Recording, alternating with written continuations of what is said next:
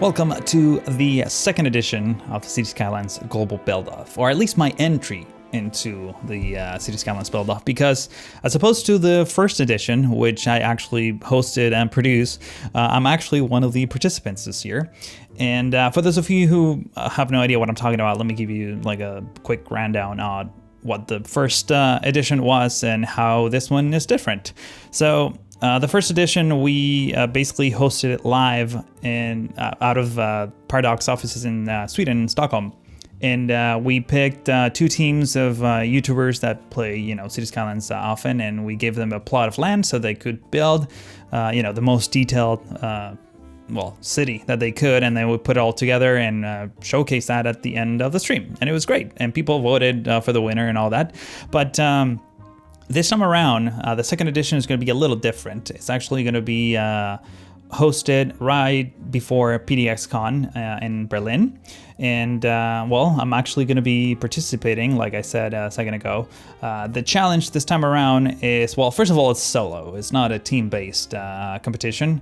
So we were giving a city, a base map, which is what you saw in the cinematics. This was built by Mr. Miyagi, by the way.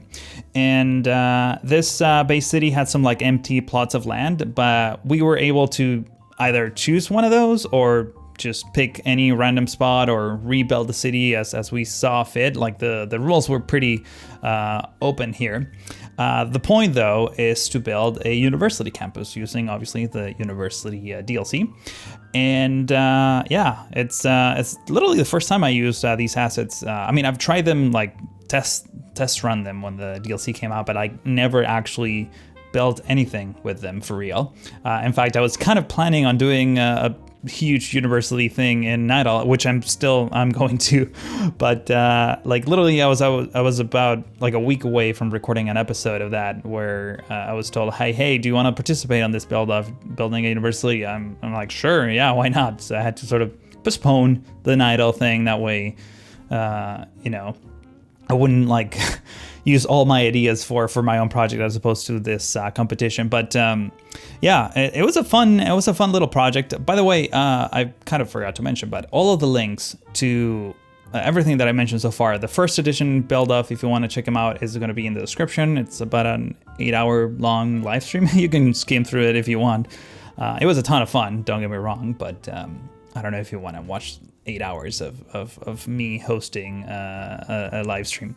But this base map, this city that Mr. Miyagi put together, as well as everything that you're going to need, the collections of assets and mods, everything else is going to be linked in the description of the video as well.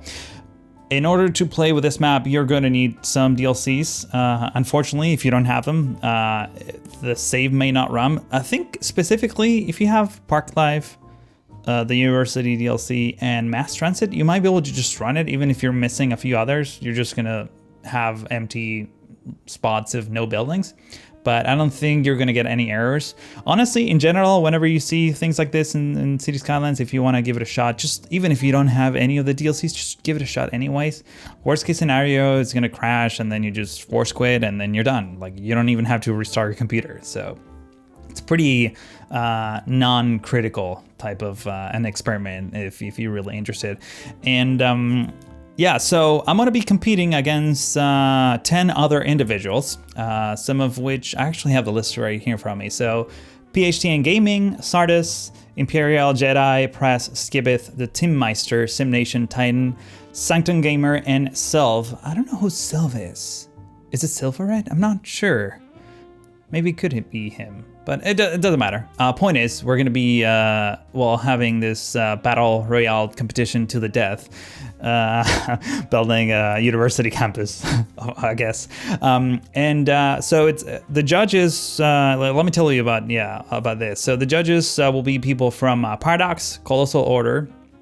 Primarily, I think Literal Monkeys will be one of the judges on the Paradox side of things. And it's going to be judged on 5 criteria, which it's funny because I learned about the criteria for the city that they're going to judge it on as I was editing the video that you're seeing right now. So you can imagine that I already pretty much built everything. So my chances already are not amazing. But I think I don't know. You can tell me what you think if I have a shot at this or not. But basically, the first criteria is realism. Basically, answering the question: how much does your campus feel like a real world university? Second criteria is design. How well planned is the layout of I can't even words. How well planned is the layout of your university? Does it feel planned with its surroundings? The third criteria is uniqueness. How new and innovative is the university? Functionality. How well does your university work in terms of traffic flow and transportation? Okay. And aesthetic. How appealing is the look of your university? So if I had to choose, if I had to guess, I guess aesthetic, I think I'm good. Design, I think I could have done a better job at maybe slightly integrating it with the surroundings, but I think for the most part, I think it looks pretty realistic, and you're gonna see them at the end of the video. By the way, I have a lot of cinematics for you at the end of the video, plus a cool before and after, and like multiple stages. So it's not my regular before and after. So stay tuned for the end of the video. It's worth it. Let's see. In terms of uniqueness, how new and innovative is the university? I don't entirely sure what that means. I honestly just looked on Google Maps for existing university campuses and try to like sort of copy some of the same patterns. There's just going to be this massive mall in the middle. You can kind of see it on the screen right now, like a garden kind of area where all the attention is brought into the main building in the center, and then everything is kind of symmetric, but because we have all these diagonals sort of around the perimeter of this place, there's going to be different angles. I was kind of half inspired in the layout of Washington D.C. as a city, not necessarily as the university there or the universities there. I think there's more than one. So yeah, honestly, innovative. It's not really innovative. I basically just base my build on existing universities, mostly on the west coast of the U.S., where you find these like massive, large, kind of well-planned universities, as opposed to European universities that are oftentimes, at least like the oldest ones, were sort of existed there forever, right? So the planning is not necessarily modern per se, if that makes any sense. In terms of functionality, how well does university work in terms of traffic flow and transportation? That one, I think I'm like acing it. There's like, you're gonna see at the end of this video, there's gonna be very little traffic, like almost no traffic whatsoever. Everyone is taking a monorail that, there's a monorail line on one of the sites of this lot that I picked, and I sort of extended it through the entire campus, and there's a couple of additional stops that I added along the way. So you're gonna see very few cars, even though we have tons of parking everywhere, because I love parking. If you watch any of my videos, if there's one common denominator from every City Skylines build I do, is parking, lots of it. I might give you an idea of the culture here in Los Angeles. But there's a lot of people walking, a lot of people riding their bikes, which is great. And I've been using all these, I think these are Dutch roads, the red sort of middle with the dash sort of line on the sides. That's also all parking spaces. So definitely I'm acing that one. As far as how the university itself works, I honestly didn't give that much attention to the functionality part of it. I honestly just plopped down buildings here and there and kind of hope for the best. In fact, I think I duplicated a bunch of unique buildings. Like the large two buildings that are in the front, you can't see them on the screen right now, but like a second ago over there, the two identically symmetric buildings on the side, I think those are unique. You're only allowed to plop them once if you go by the rules, but I have moved it so I can circumvent the rules as I see fit. And I really needed, in my mind, I was picturing something like very symmetric on each side of this main sort of garden entrance into the university, and I thought that was a good strategy, so I went for that. I mean, I do get like, as I was building this, I was getting those notifications like every other year or so that's like, oh, your university's doing great. So I'm guessing it's doing great. Not entirely sure. I am making a lot of money in terms of the revenue that the city makes. The city was kind of broke when I started, the Bay City, I mean, and now it's making a bit of money. So I'm not sure it's because something I made or because the city actually needed some extra time to grow.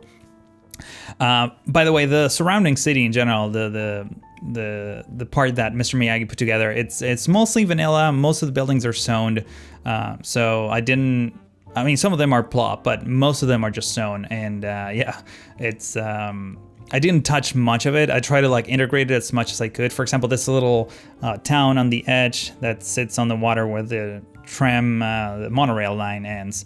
I tried to keep it as clean as possible. Didn't want to like redo it, but I did my best to sort of integrate it with the university campus. At least have all these roads sort of like merge in a reasonable way. So I have a whole bunch of these tiny like roundabouts and like mini interchanges that help divert the traffic in a pretty efficient way, if I do say so myself.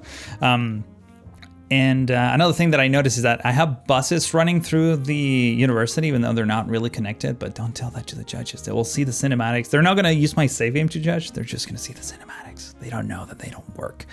But I think for the most part, I was in the Discord server talking to all the other participants, and they were concerned that they were having a lot of traffic in their campuses. I don't know what they're doing, but like to me, like all I did with like traffic managers, like remove parking spaces from like some of the fancy areas where I didn't want cars to be parked. And that's it. So I don't know what the other guys are doing that they're getting so much traffic. Maybe have, I don't know, a mod that disables. I don't think I have a mod that disables traffic. Yeah. But in any case, at least I think I'm good in that regard. And finally, the last criteria is aesthetic. How appealing is the look of your university? Well, I mean, I like it. I designed it, so I approve of my design. I'm pretty happy with the results, and I wish that I mean we're pretty. I mean, if I was doing this in Nydal, I would probably spend a little more extra time getting rid of vanilla assets. There are a lot of vanilla trees in many of these buildings. You probably already saw them as I was plopping them down. Like for example, these large buildings, they come with their own like super bright green foliage there that I did my best effort to cover them with Pedelmo's trees and I think also Mr. Mason's trees that were part of the collection. But that's probably the only thing aesthetically that I would change, that I would try to improve. Is if I had more time, I would just get rid of all the vanilla assets and had a much more cleaner slate to work with. This area of the university, by the way, what I'm working on right now, will be sort of considered like the modern part. So all the classic buildings that you see, you know, the blue roof buildings, that's like the sort of first stage of the university. Imagine the university was founded, and those were the initial buildings that they put together on like the master plan. But then as the population grew and more specialties came to be, then you know, the university had to be expanded, and these are like the newer architecture style buildings that were developed. Like imagine this were done, I don't know, in the 90s or something like that, or in the 80s for that matter. But they're like slightly farther away. I'm guessing the university, or I guess you can guess that the university bought some land further out, and that's how you have this whole area with a different architecture style. I think the contrast there is actually pretty cool how that came out. And finally, we'll have some sports facilities. I'm not gonna lie, this was kind of an afterthought. I was pretty much done. I was okay, I'm ready to like start putting the details into this game, because as you can see, at this point I'm still not adding a lot of detail. For the most part, it's just me laying down roads and putting down buildings and just tweaking minor things here and there, but like not really making things super pretty. And as I was almost done with that stage, I was like, okay, let's start adding these. It's like, oh wait, I don't have any sports or anything. So I went ahead and put this track field there. And actually it came out great. I thought of adding a few more, but I figured no, this is probably good enough. It's not going to be a giant university. I mean, it's still pretty big for compared to other universities, but I didn't think it needed to be like huge, massive, like soccer fields everywhere, or sorry, football fields everywhere, and things like that. So I kind of settled on that track and field facility, and I thought that was good enough. And this is another big part that I wanted to sort of spend some time on, just adding fences around the perimeter of the university, mostly to sort of separate it from the neighborhoods that are around. Man, I never record super long episodes like this, so you might have to excuse my commentary. And specifically, I actually avoid recording like super long episodes because I try to do them in one take, but the time lapse that I'm seeing right now as I'm previewing this, like it goes so fast that it makes me want to talk faster, which makes me trip over my words constantly. But yeah, I'm kind of really short on time to put this video together, and I definitely do not want to do another take for this. This is like the third take I do for this particular commentary. Anyways, I thought the addition of a perimeter fence was something that I added a lot of detail in general, especially because I can align the trees on one side so that they're like even more evident that they're there. You're gonna see in the cinematics at the end, particularly one edge of the perimeter that I like, and I love how I'm focusing on the perimeter of the facility, or sorry, for the campus as opposed to the rest of the campus. But this like new brick buildings that I was talking about a second ago, there's one edge. There's a clip that the camera's going back, and you can see one edge that has the black fence, the iron fence on the one side, and all the trees are like perfectly aligned to it. I love how they come out. In any case, here's the big thing that made a huge difference. So if you're trying to do university campus and try to make it look like as realistic as possible, this is what did it, at least for me. Just adding a lot of trees in between the buildings make it like really foresty. This is one thing that I noticed that most university campus, at least in the west coast of the United States, share, is that in between all these buildings, they have, and when extension wings, they have like patches of mini forests and sort of paths that meander through them. So obviously you don't want to fill absolutely everything with trees. I do want to leave some gaps and some clears every once in a while, but for the most part, adding a lot of these trees just makes it look super realistic. That's one of the fences that I was talking about, by the way. I'm literally just doing that right now, trying to keep all the trees on one side of the fence. It just makes it like super realistic. In fact, there I'm like positioning the camera on first person view, which you're barely gonna even see in the cinematics, unfortunately. But I do have a lot of screenshots for you. I'll talk about that in just a second, but yeah, this specifically is what sort of sold the concept at the end, like where it all came together when I started putting down all these trees. And like I said a minute ago, I was using some of the larger trees to cover the existing vanilla trees that get automatically plopped from the buildings themselves. Now I'm using this super thin pedestrian road in between the buildings, which I love how this asset works and how it looks. The only issue is that there's a bug. I think it's a game bug, but I've only seen it happen with this specific path that makes it so when you reload the save, some nodes from those paths to just carve a hole into the ground, like literally just sinks into the ground. So I'm going to publish my version of this save in. If you want to download it, there will be a link in the description. You don't have to be a patron or anything, as this is going to be public. That's usually my criteria. I give save games to people before they're released, or before I finish the project on my Patreon page. But when the project is done, it's publicly available for everyone for free. So it's going to be in the Steam Workshop. You can download it there. If you do manage to load it, you're going to see that the middle part of my university is just going to have massive holes. All you have to do is just select all the nodes and would move it and align it to some node at sea level, I guess, or at ground level. The whole university, pretty much 90% of the university is on like a very flat plane. So this was a nice break from Nydal, where everything is at different heights and you constantly have to fight against it and come up with creative solutions to have everything sort of come together. This time around, it was such a breeze to work on this project, especially, and I can't stress this enough, the frame rate here. I was getting like glorious 20-25 frames per second as I was working on this, because the city's not super developed in general, or at least the city around it is not super developed. So, oh my god, it's such a breeze working with like a nice fluid video feed from the game. Yeah, I mean, I'm pretty used to Nydal now running at, I would say, 10 frames per second, unless you look into the like straight down, then you get like a little like 16, maybe 18 frames per second, which is like amazing.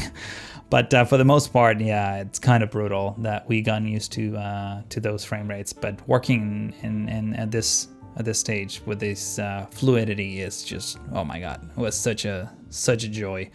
Let's see what else. I have some more notes here. Oh yeah, so the map theme.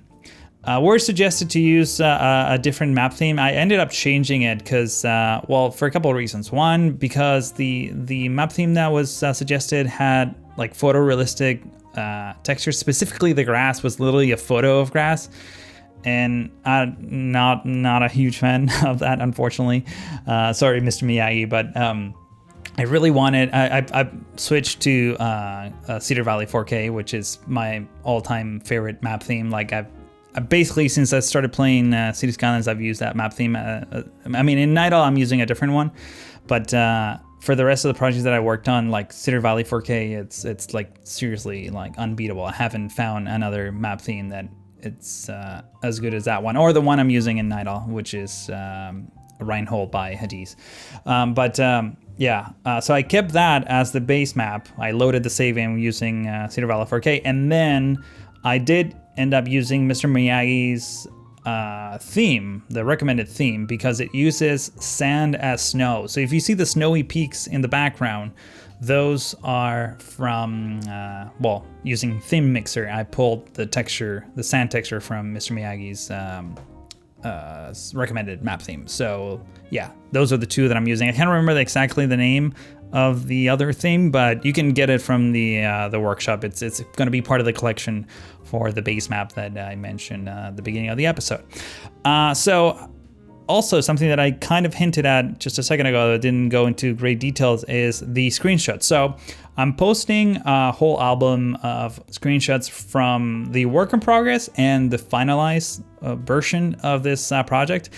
In that screenshot, if you want to replicate some of the same graphic settings that I have, I'm going to include a shot where you can see the relight settings and the ultimate candy settings and all that good stuff. So if you're interested in that, because I usually get asked this question constantly, like, oh, what are your graphic settings? Well, those are my graphic settings. They're going to be there. In any case, the end of the video is upon us. So I would like to ask you to leave a comment if you think I actually have a shot at winning this thing, because not gonna lie, my hopes are not super high. The other people participating are actually pretty talented, so yeah, it's gonna be a stretch. But hopefully you enjoy this episode. We're about to enter the cinematics, but I would like to ask you to give this video a like if you did enjoy it so far. And if you're new to the channel, please consider subscribing. And if you're watching this at the moment of release, make sure to check out the stream. There will be a pinned comment down below for you to check it out. But that's all I have for you today.